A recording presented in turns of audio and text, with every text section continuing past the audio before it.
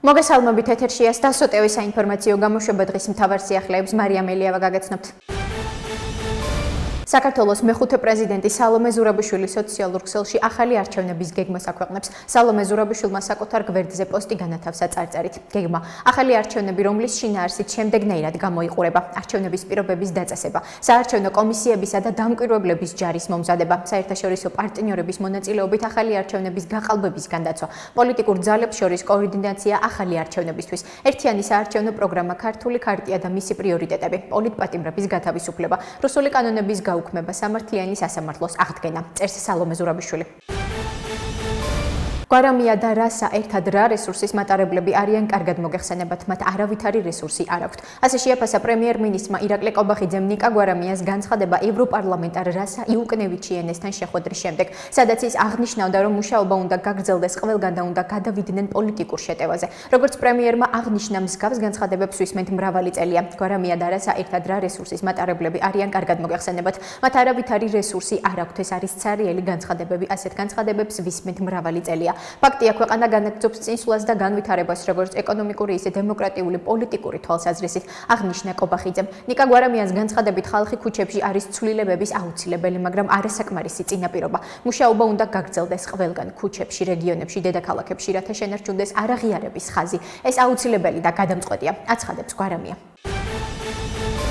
ჩემი ინიციატივაა, რომ ჩვენ ქვეყნებს შორის პოლიტიკოსებსა და სამოქალაქო ორგანიზაციებს შორის შევქმნათ ქსელი, რომლის ამოცანა იქნება ყოველ ჯერზე არ გამოვიგონოთ ველოსიპედი, არამედ უკვე არსებული გამოცდილებით უფრო სწრაფად გადავლახოთ ყველანაირი წინაღობა ევროკავშირში გაწევრიანების გზაზე. ამის შესახებ კოალიცია ძლიერი საქართველოს ერთ-ერთმა ლიდერმა ანა დოლიძემ განაცხადა. დოლიძის თქმით, ძალიან მნიშვნელოვანია გავიაზროთ, რომ ევროკავშირის კანდიდატ ქვეყნებს ბევრი საერთო აქვს. ჩემი ინიციატივაა, რომ ჩვენ ქვეყნებს შორის პოლიტიკოსებსა და სამოქალაქო ორგანიზაციებს შორის შევქმნათ ქსელი, რომლის ამოცანა იქნება ყოველ ჯერზე არ გამოვიგონოთ ველოსიპედი, არამედ უკვე არსებული გამოცდილებით უფრო სწრაფად გადავლახოთ ყველანაირი წინაღობა ევროკავშირში გაწევრიანების გზაზე.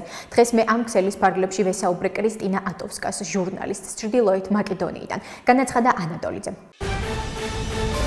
ევროპულ სტრუქტურებში ძალიან კრიტიკული დამოკიდებულება აქვს შენარჩუნებული და გადაწყვეტილებებიც ისე იქნება მიღებული, როგორც ამ კრიტიკულ ვითარებაში ესაბამება. ამის შესახებ პარტია გახარია საქართველოსთვის ერთ-ერთმა ლიდერმა დიმიტრი სკიტიშვილმა ევროპარლამენტის საქართველოზე მუდმივ მომხსენებელ რასა იუკნევიჩიენესა და ოპოზიციურ პარტიებს შორის შეხვედრის დასრულების შემდეგ განაცხადა. როგორც სკიტიშვილმა მედიასთან საუბრისას აღნიშნა, შეხვედრაზე საუბრის თემა არ იყო სანქციები. დღეს არ იყო საუბარი სანქციებზე, ვერც იქნებოდა, რადგან სანქციები ევროკომისიის გადასაწყვეტია.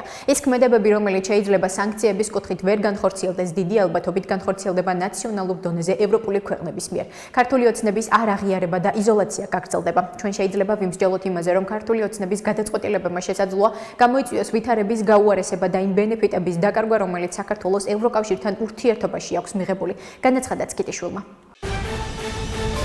როგორც ევროპარლამენტში საქართველოზე მუდმივი მომხსენებლისთვის ჩემთვის მნიშვნელოვანი იყო მქონოდა შეხვედრები და ვითარება მეგრძნო. ამის შესახებ ევროპარლამენტის საქართველოზე მუდმივმა მომხსენებელმა რასა იუკნევიჩიენემ თბილისში ვიზიტის დროს განაცხადა. ეს ერთ-ერთი ჩემი შეხვედრაა აქ, ერთდღიანი მოკლე ვიზიტის პერიოდში ერევნიდან სახლისკენ გზაზე. ეს ძალიან მნიშვნელოვანი იყო ჩემთვის, როგორც ადამიანისთვის, რომელიც პასუხისმგებელია საქართველოსთან დაკავშირებულ საკითხებზე ევროპარლამენტში. მუდმივი მომხსენებელი ვარ საქართველოზე. პირველ რიგში შეხვედრები მქონდა ევროკავშირის ელჩებთან, ასევე პრეზიდენტ სალომე ზურაბიშვილთან, ოპოზიციონერ პოლიტიკოსებთან და ასევე მექნება შეხვედრები არასამთავრობო ორგანიზაციებთან, განაცხადა იუკნევიჩიენემ.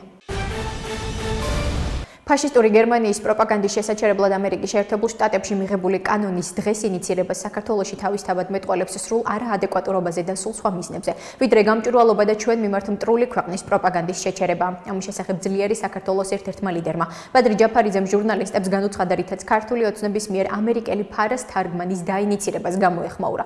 ჯაფარიძის თქმით, ქართული ოცნების მიზანი პარტნიორებთან საქართველოს დაშორებაა. ქართული ოცნების მიზანია ქვეყანა მთლიანად მოაქციოს იზოლაციაში და აშოროს ევროკავშირს და პარტნიორებს, აცხადებს ჯაფარიძე.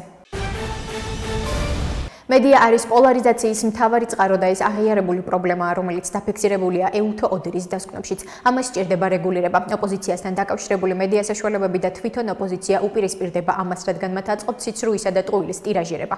ამის შესახებ საქართველოს პრემიერ-მინისტრმა ირაკლი ყობახიძემ ქართული ოცნების ინიცირებულ მაუწყებლობის შესახებ კანონ-პროექტთან დაკავშირებით განაცხადა. მისი თქმით, ქართული საზოგადოების ინტერესია, რომ მედია სიცრუისგან და სიძულვილისგან დაცლილი იყოს და მოვლენებთან დაკავშირებით ობიექტური ინფორმაცია მიიღოს. აქედან გამომდინარე კი მიიჩნევა მიიჩნევს, რომ პირები, რომლებიც მაუწყებლობის შესახებ კანონპროექტს უპირისპირდებიან მედიის მიერ გავრცელებული სიძულვილი და სიცრუე მოსწონთ. 21 თებერვალს ბათუმში სასტუმრო რუმსში საქართველოს ტურიზმის სამიტი ტურისტერი ჩატარდა. 2 დღის განმავლობაში 300-მდე დამსწრე საშუალება მიეცა მოისმინოთ ტურიზმის სფეროს ადგილობრივი და საერთაშორისო ექსპერტების სიტყვით გამოსვლებისთვის, პანელური დისკუსიებისთვის და თემატური ვორქშოპებისთვის. სამიტის მთავარი თემატიკა ქართული ტურიზმის მედეკობა იყო. ინდუსტრიის წარმომადგენლობის შეფასებით არსებული პოლიტიკური ვითარებიდან გამომდინარე, ტურიზმის ინდუსტრია გარკვეული გამოწვევების წინაშე დგას, რომლის მთავარი გადაჭრის გზა კერძო და საჯარო სექტორს შორის დიალოგი და გამოსავლის ერთობლივად ძიება.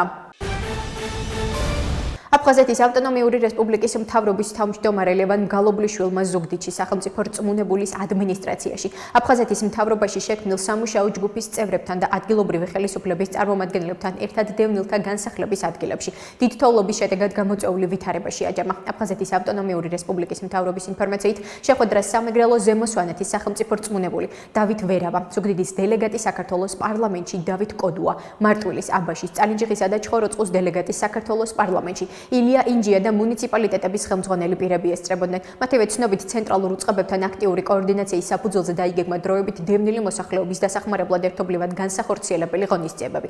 სამუშაო ჯგუფის წევრები ამ დრომდე დასავლეთ საქართველოში რჩებიან და დიდ თოვლობის შედეგად გამოწვეული პრობლემების იდენტიფიცირებას და მოსახლეობის დახმარებას ადგილზე აკრძალებენ.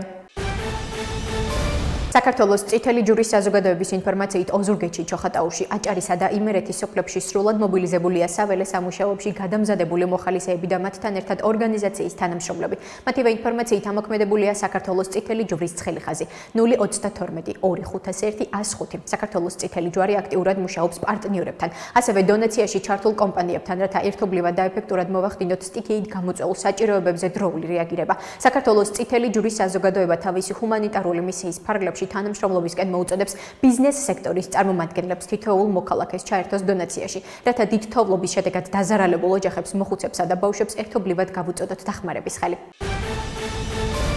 ახლა კი გაგაცნობთ უცხოეთის სიახლეებს. ჩრდილოეთ კორეამ რუსეთში იანვარსა და თებერვალში დამატებითი ჯარები გაგზავნა. უკრაინული მედიის ცნობით ამის შესახებ სამხრეთ კორეის საინფორმაციო სააგენტო იონჰაპი დაზვერვის მონაცემებზე დაყრდნობითი უწყება. დაზვერვის შეფასებით ჩრდილოეთ კორეამ იანვარსა და თებერვალში 1000-ზე მეტი ჯარისკაცი გაგზავნა რუსეთში, გარდა იმ დაახლოებით 11000 ჯარისკაცისა, რომელიც უკვე იმყოფება ქვეყანაში უკრაინის ძალებთან საბრძოლველად.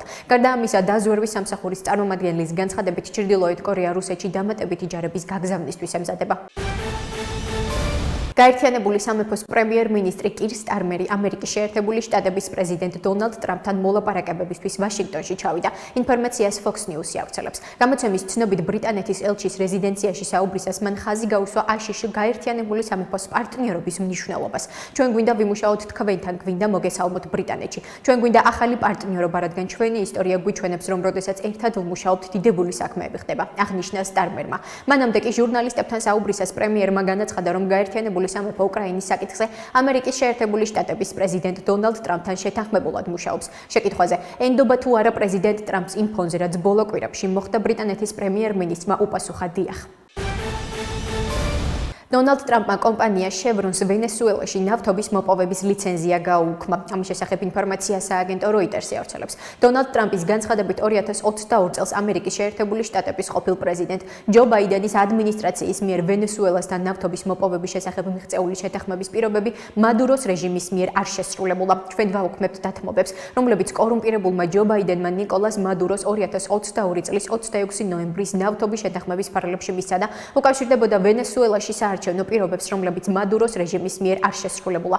ასევე რეჟიმს მოძალადე კრიმინალები, რომლებსაც ისინი ჩვენს ქვეყანაში აგზავნიან, უკან არ გადაჰყავს იმ ტემპით, რომელსაც ისინი დათანხმდნენ, წერს დონალდ ტრამპი. ტრამპის ბრძანება ძალაში 1 მარტიდან შევა. ქართველებისთვის დახმარების აღმოჩენით ჩვენ ძლიერი ევროკავშირის შენერჩუნებაში წვლილს შევიტანთ. ამის შესახებ ლიეტუველი ევროპარლამენტარი რასა იუკნევიჩიენე X-ზე წერს. მოვუწოდებ ევროკავშირის წევრი ქვეყნების დედაქალაქებსა და ევროკომისიას გაიგონ, რომ ქართველი ხალხის ბრძოლა თავისუფლებისთვის აგრესიული რუსეთის იმპერიის მიმართ ევროპული წინააღმდეგობის განუყოფელ ნაწილს წარმოადგენს. ქართველებისთვის დახმარების აღმოჩენით ჩვენ ძლიერი ევროკავშირის შენერჩუნებაში წვლილს შევიტანთ. წერს რასა იუკნევიჩიენე. ასეთი იყო მიმდინარე სიახლეები მომავალ შეხვედრამდე.